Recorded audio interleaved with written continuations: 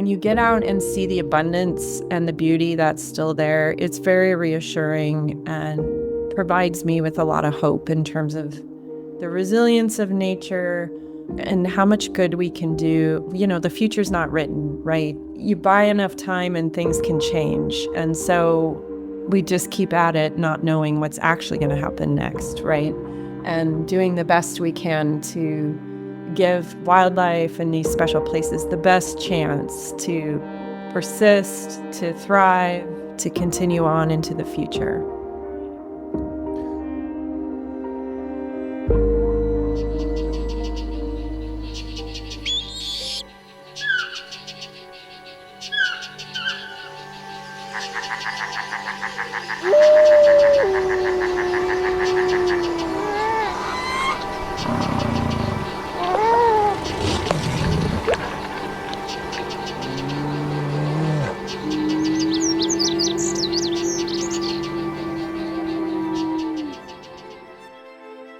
You're listening to the Rewilding Earth podcast. I'm your host, Jack Humphrey. Rising like islands from a vast sea of desert scrub and grassland, the Sky Islands are a place of seemingly impossible biodiversity. A crossroads where bears, jaguars, and ancient springs defy the aridity of the Southwest. But today, this sanctuary is on the front lines of an ecological crisis. I'm joined by Louise Misztal of the Sky Island Alliance to talk about what it takes to defend a landscape when the laws designed to protect it are being swept aside. This is a story about the resilience of nature, a fight for the wild, and why sometimes the best way to find hope is to get your hands dirty.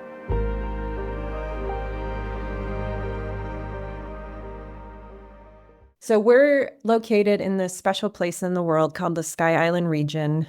It's southeastern Arizona, a little bit of southwestern New Mexico, northern Sonora, and a little bit of northwestern Chihuahua. And it's nestled in between the Rocky Mountains and the Sierra Madre, and then in between the Sonoran Desert and the Chihuahuan Desert. So you can picture this little blob of wonderful habitat in between all these different ecosystems. And this is the Sky Island region. And it's called the Sky Island region because we have these beautiful mountains that rise up out of the surrounding desert habitat. So we've got 55 individual Sky Islands, each with their own unique characteristics and different mix of animals and plants that live there, spread across the U.S. and Mexico in this space in between these larger mountain ranges that a lot of people are familiar with. So they're islands in the sense that they rise up to 8,000, even 10,000 feet with pine trees and what you sort of think of as normal, as like Rocky Mountain type habitat. But they're rising all the way up from the desert floor. And so they're isolated from each other with this intervening habitat. Yes, and it's an incredibly beautiful place. What is it like to get to know the Sky Island? Like, what was it like from the beginning where you were like, I don't know what this all is, but it's beautiful, to now? Yeah, that's such a fun question. So I grew up in the Rocky Mountains in Colorado. So when I first came here and started exploring the Sky Islands, I was doing a degree in ecology, and I actually found Sky Island Alliance doing volunteer work in college, which was amazing. But I thought at first, these aren't real mountains. What is this? Yeah. You know, coming from the big, massive mountain chain of the Rocky Mountains, I thought, what? Really? These are so small. And then I started getting out into these mountains and exploring them from top to bottom, spending time in the pine trees up top, hiking around, seeing the vast views from the different mountains to, you know, look out on this region and see other mountain ranges in the distance. One of the amazing things about the Sky Islands is the diversity of life here, plants and animals. It's a biodiversity hotspot in the world, and boy, did I start to see that spending time out in each of these different mountain ranges. I've mostly spent time in the U.S. Sky Islands. Each little creek and canyon has its own sort of unique mix of different plants and riparian habitat. There's just so many different species. And I've had the great joy and pleasure of, after spending 20 something years out in these mountains, to see so many different species. And there's so many I still haven't seen, so many plants and animals that are special to this place that I still have not seen. Yes, the diversity of life is just stunning. And I've been out enough that I have my favorite spots to go hike and swim or spend some time bird watching or camping. And it is really lovely to know these mountains in such a intimate kind of way. People who are from the region understand the biodiversity thing like the back of their hand. It's like no big deal, especially the people who grew up there. One of my reactions to people telling me when I landed in Albuquerque so long ago that we're close to some of the most biodiverse. I'm like, how? I'm from the Midwest, and I'm sure that you need a lot of water to have a lot of biodiversity. From back then, that's what I thought. And I'm like, I'm looking around and I'm thinking, no, there's no way that this has more species of bees or, like there's just how.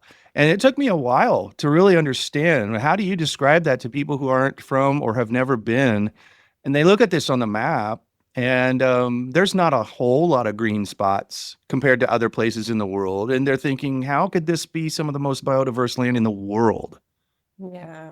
Well, there's a number of things that contribute to that. One is, like I mentioned, this region is at this crossroads of different ecosystems and deserts. And the Sonoran Desert is one of the most biodiverse deserts in the world. So we have that going for us. But if you think about these individual mountain ranges rising up out of the desert as well, you have all this diversity of habitat, of topography, all these special little niche habitats. And one of the things that I know you've talked about on this podcast before that does support biodiversity here is springs. There are a lot of springs in this region. So water is a part of it for sure. And springs are really keystone ecosystems here in terms of supporting migrating birds, wide-ranging wildlife like bears and jaguars, and also animals that actually live at the spring, like a spring snail. But there's just all this influence coming from the Rocky Mountains and the tropical influence, so from the Sierra Madres. So we have species at the northern end of their range, like coati, jaguar, ocelot, that are intermixing with what we think of as more Rocky Mountain species like black bear, porcupine. So everything's just kind of converging here in this magical crossroads of the continent to create all this overlap of diverse wildlife.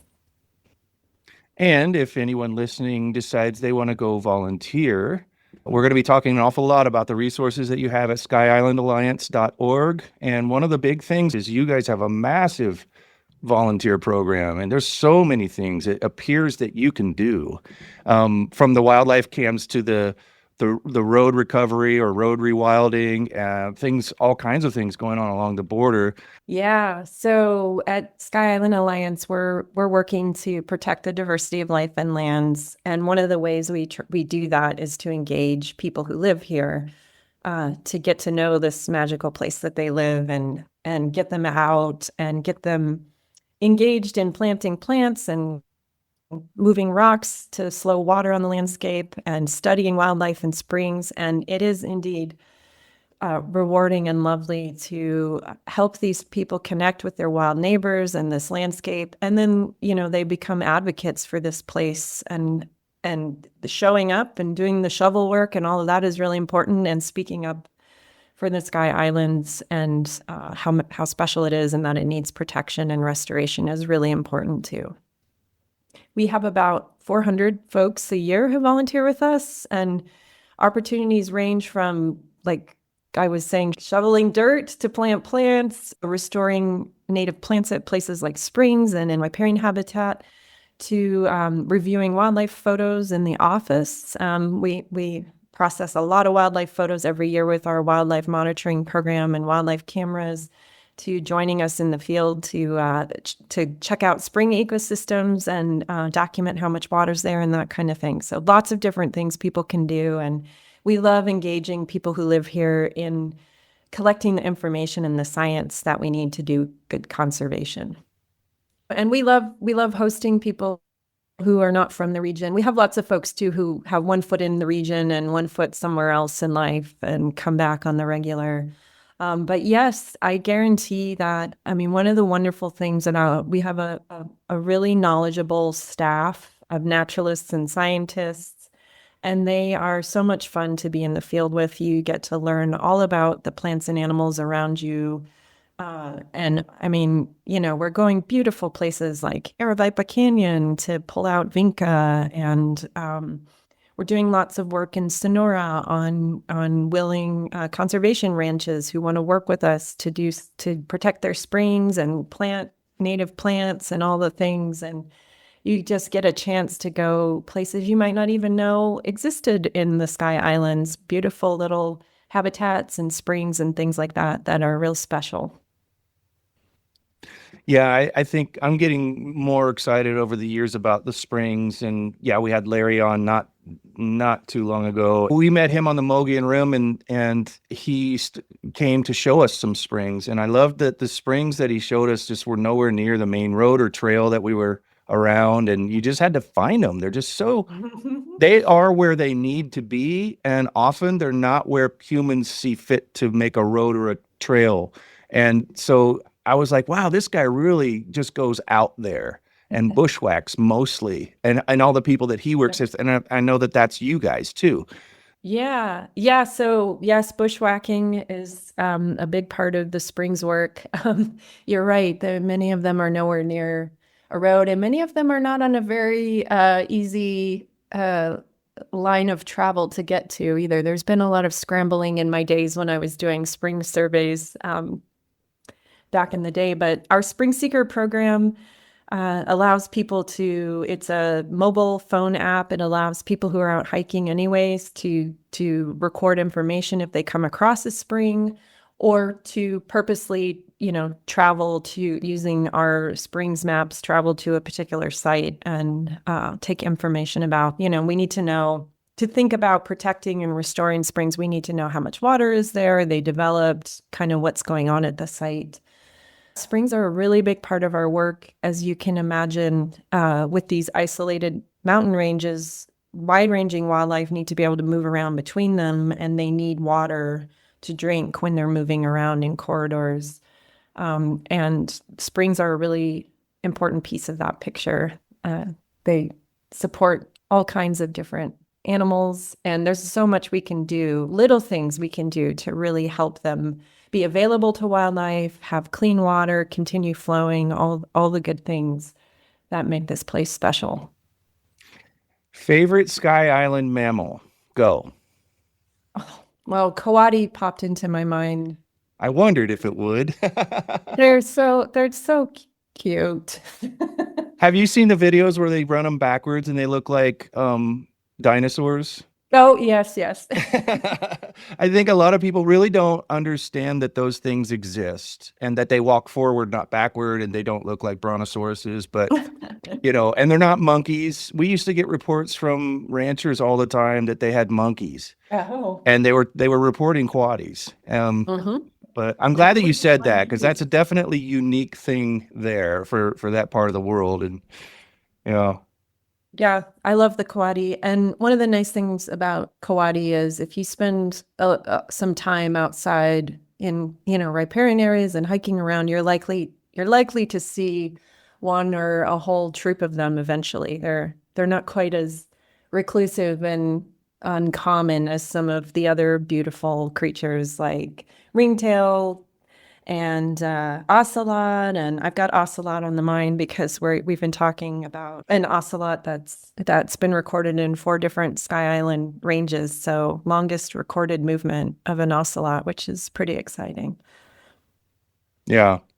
You got They're, some, what are those things called down there? Jaguars, I think they're called. yeah, You got yes, those down jaguars. there I was too. holding out on the big charismatic. I'm glad that you did. I'm so glad you didn't immediately go to that. We I talk do a lot love about jaguars Jaguars too. here. Jaguars could always use more time, but not all the time because there's so much down there.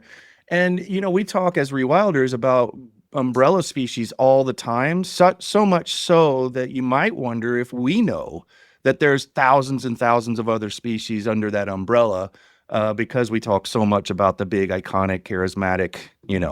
But yeah, so well, That's okay. I mean, Jaguar, we like to use Jaguar to engage the public, and they really paint their needs as an animal for safe habitat, water, connected open space, really paint a picture of conservation that if we protect what jaguars need, we're doing a lot of good for a large a large amount of the biodiversity here in the Sky Islands. So we love our jaguars. We want to see them recover here, and we love engaging people in knowing they're here and thinking about what a jaguar needs for conservation.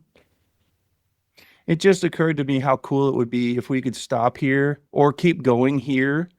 If we lived in a world where there weren't border walls and countless other threats, that we lived in a world where we could have a podcast and just appreciate the places that we live and work. And that was all, that was it. That was the whole podcast. Just, yeah, we just talk about all the different species and how beautiful and about the trips on the rivers but we don't live in that world. You guys are on the front lines of some of the biggest conservation problems in North America, the wall, the everything. So like, where do you even begin when you start telling people, here's what we're worried about, here's what we're working on, and here's what we're doing about it? Yeah.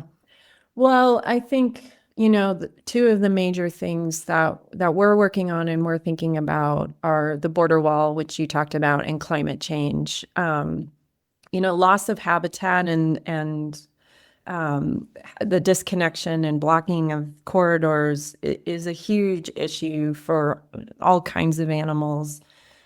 So we are at the heart of the border wall construction that is severing the continent, basically. So blocking many, many species from being able to move around between the Sky Islands in northern Mexico and the Sky Islands in Arizona and New Mexico. And we have been at the front lines of trying to tell that story to the public and do the science work that is not being done by the government and the entities that are constructing that wall. So border wall is being constructed through public lands all through the Sky Islands. In many places, it's already been up for a while. And right now, there's work happening in the San Rafael Valley, which is a really special grassland area with pronghorn and porcupine and all kinds of cool critters, and the headwaters of the Santa Cruz River coming through there. They are now constructing double wall through there.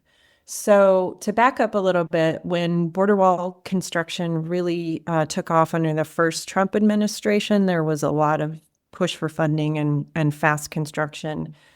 We thought about what we could do as Sky Island Alliance and decided that it was really important to get cameras out on the land in a way that we could document the community of wildlife living in the borderlands of the Sky Islands and do it in a scientific way that we could use that data to tell a scientific story and advocate for protections for wildlife, but also to teach the public and share with the public all these wonderful, amazing animals that live here. Because so many people don't know. They think of desert as sort of a sandy wasteland, or they think of the border as not these beautiful Sky Island mountains and diverse habitat. So we wanted to tell that story. So we've been monitoring wildlife along the border with 130 cameras now for, I think we're coming on 6 years.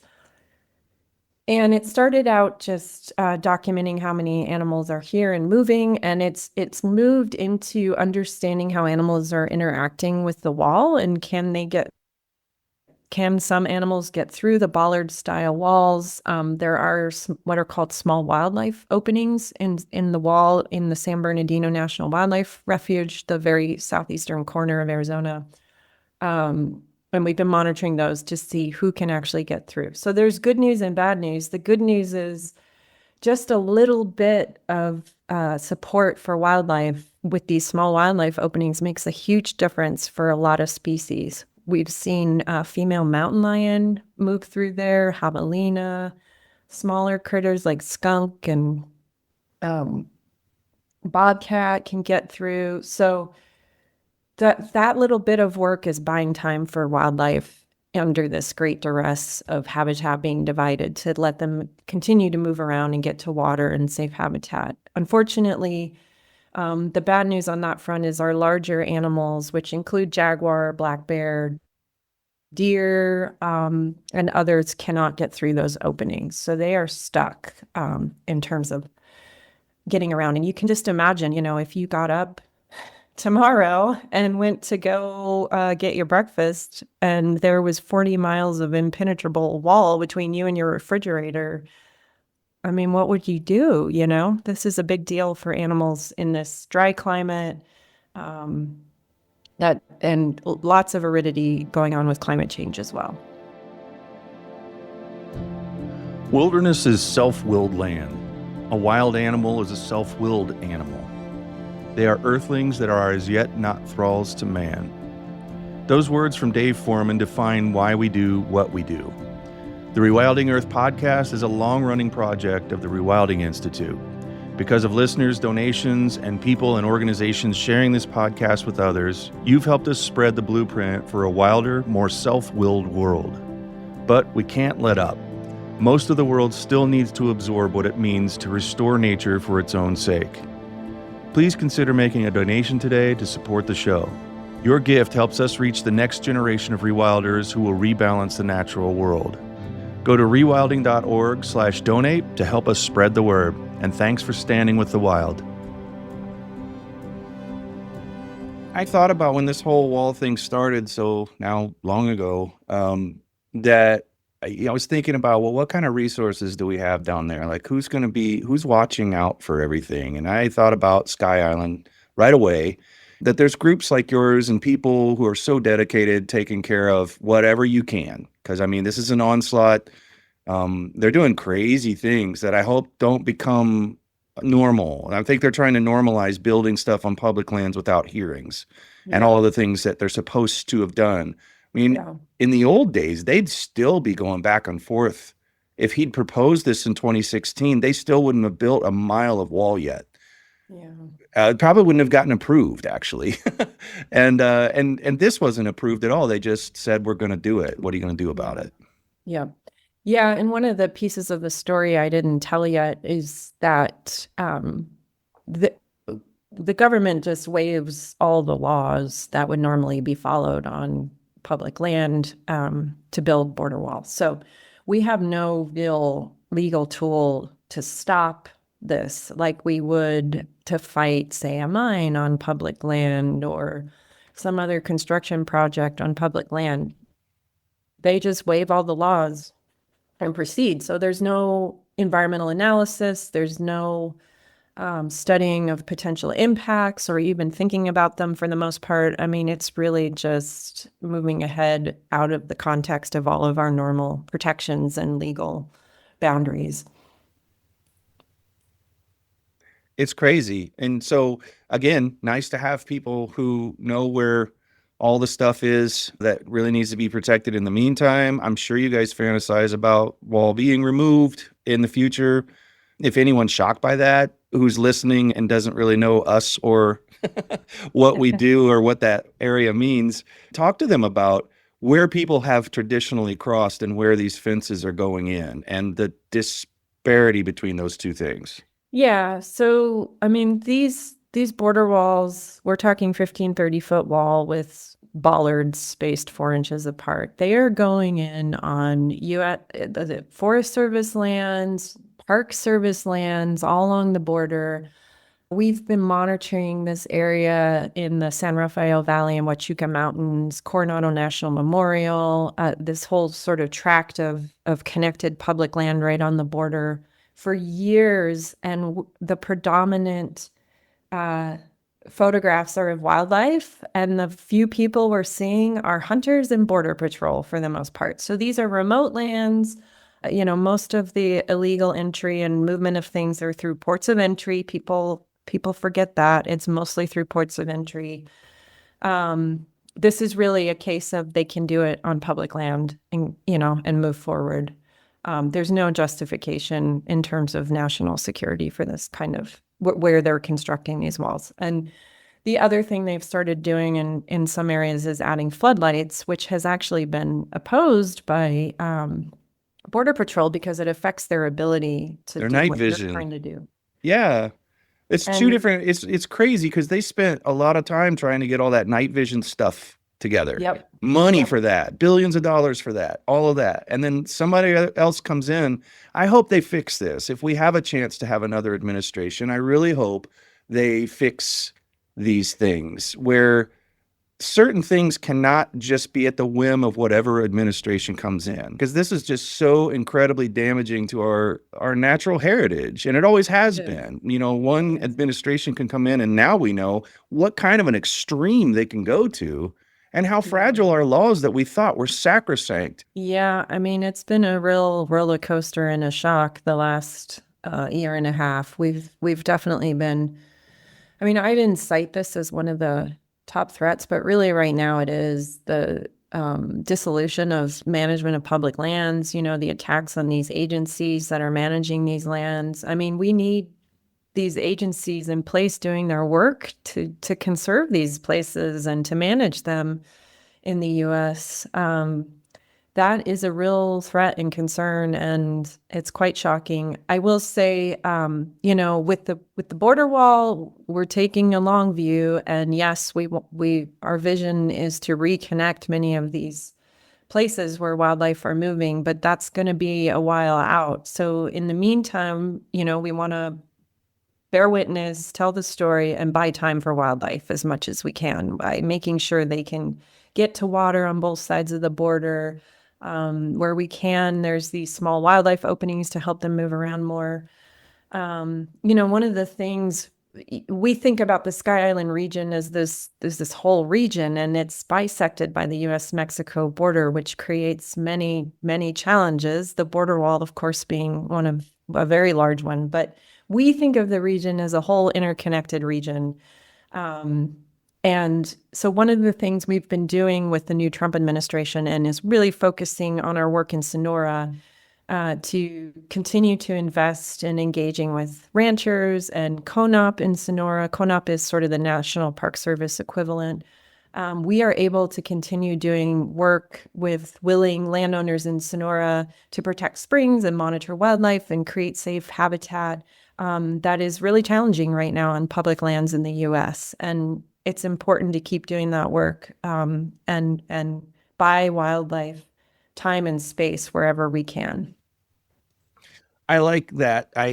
That's one of the reasons I always feel good about people, very smart people, thinking about the challenges and how they can get around things that are just going to need to happen for a while.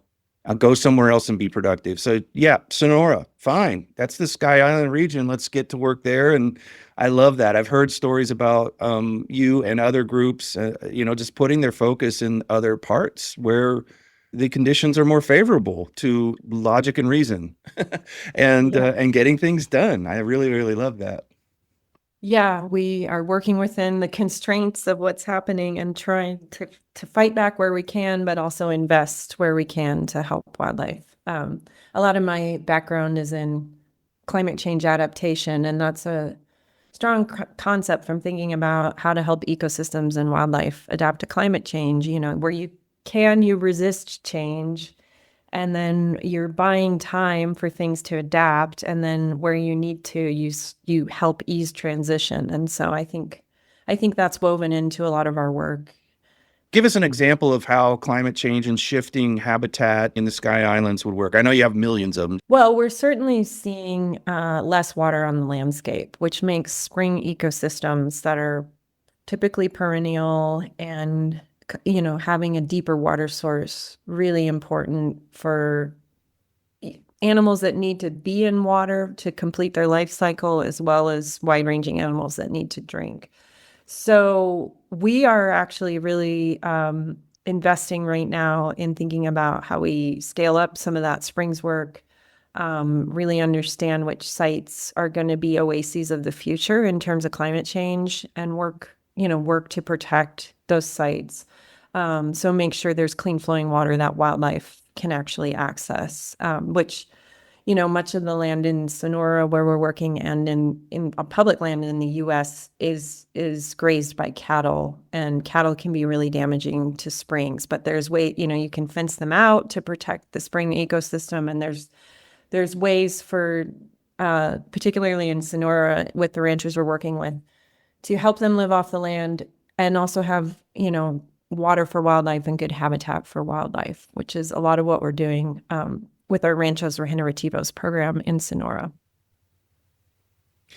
What about shifting things? Yeah, I think one of the things we're seeing a lot is what are called phenological shifts. So bird species that migrate showing up sooner, earlier heat waves that create a change in the normal sort of blooming pattern of things.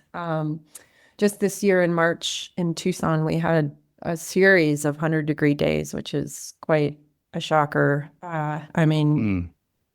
Expected with climate change, but still a shocker.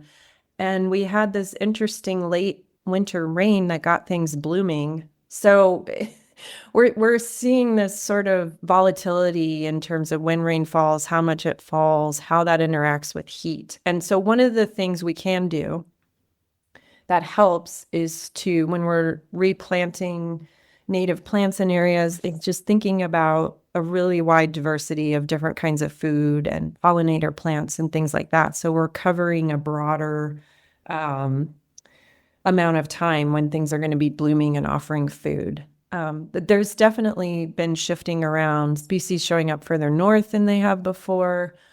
There are changes happening. And last year we saw a really we were in a really bad drought period, and we saw a substantial die-off of manzanita and oak. And we're starting to see more of these kinds of extreme events following on each other, like one after the other, leads to changes in vegetation on the landscape. Some of our desert plants are not surviving these extreme heat waves where there's also extreme drought. And I think more and more we're going to be seeing changes in the habitat in terms of mix of species and that kind of thing. Dave Foreman always used to joke that we lost an opportunity to call it global weirding. And as you're talking about all that, it just doesn't make sense. You're putting things together that never have been put together before in a sentence. You either have one or the other, when we were all growing up, and now you're talking about global weirding. I think that's the best way to look at it now, because it just none of it makes sense. It's not going to. It's designed to be chaotic, this climate stuff, right? Yeah, for sure. And another thing that we're seeing here in the Sky Islands, so we have a summer monsoon season where we get summer thunderstorms typically for a couple of months. It's all been weird lately. To go back to global weirding, it's not as sort of steady and predictable. And one of the things that's happening is instead of getting, say, 10 rainstorms with half an inch of rain, we're getting 3 rainstorms with 2 inches each, which is a whole different world for plants and soil and all the things that rely on rain. So we are doing a lot of erosion control work on the land to try and slow water, respond to some of these changes, and just try to create little oases to give plants and animals a chance. And Wildfire is a part of this picture too, and our wildfires are often put out by monsoon rain, and that we're trying to get ahead of that in terms of thinking about where can we be doing this work to protect springs, protect special habitat ahead of fire and follow on erosion. An awful lot of time is spent lately talking about this huge disconnect that humanity at large has with nature and has created that divide very consciously. We're still running from saber-toothed tigers. We're still scared to death of all the things and not losing all the comforts. You guys are so close to, relative to the rest of humanity, nature, and have that tie to nature still. Could you even begin to talk about what that means or feels like to you? Oh, yeah. This makes me think about how we really try to help people as Sky Island Alliance, help people understand where they live and why it's special and all the things it takes for the beautiful butterflies or hummingbirds to be in their backyards and for them to see that.